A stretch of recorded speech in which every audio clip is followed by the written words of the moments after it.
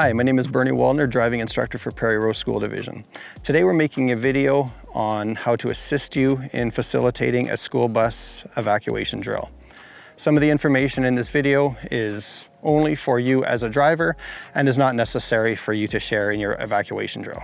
In the event of an emergency situation, it's the bus driver's responsibility to secure the bus.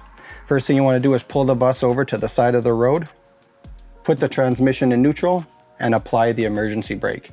You want to take the key and turn it to accessory. You want to take your radio, you want to call dispatch and notify them of the nature of the emergency and if emergency services are needed.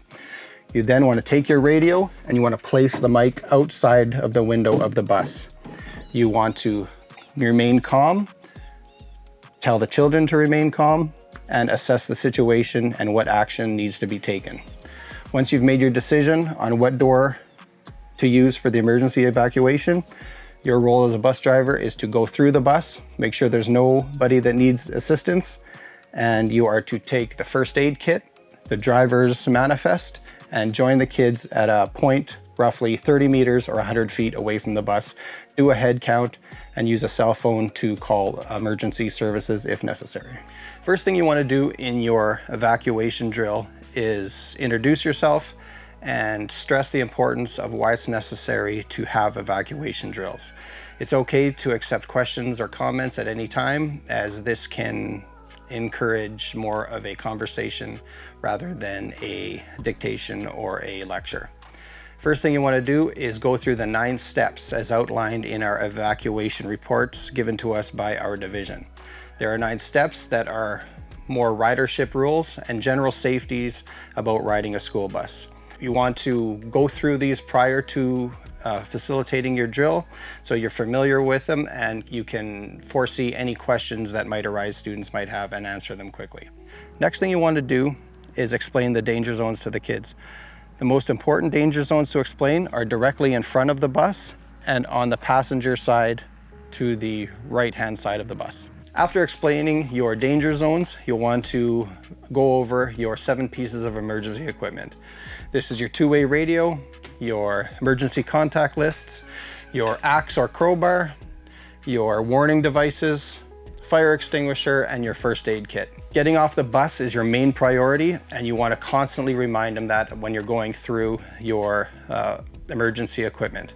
It is the job of the bus driver that once the kids are off, he is to grab the first aid kit and join the kids at a gathering point roughly 30 meters or 100 feet away from the bus. After explaining about your emergency equipment, you want to explain all the emergency exits. Buses have many different designs, so sometimes it's important to demonstrate how to open them. You can do it yourself or you can ask one of the students to open it.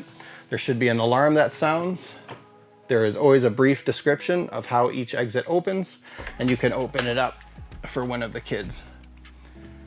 I find in my experience that students' imaginations are very active when you are explaining emergency exits, as they may feel they want to explain a situation or a scenario where these exits are needed. I find this can be helpful as it creates memorable imagery of scenarios where these exits are needed.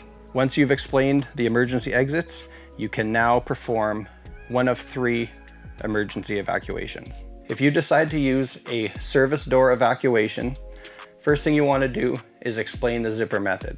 For a service door evacuation, the simulation is assuming the incident happened at the rear of the bus. Therefore, we want to remove the students closest to the hazard area.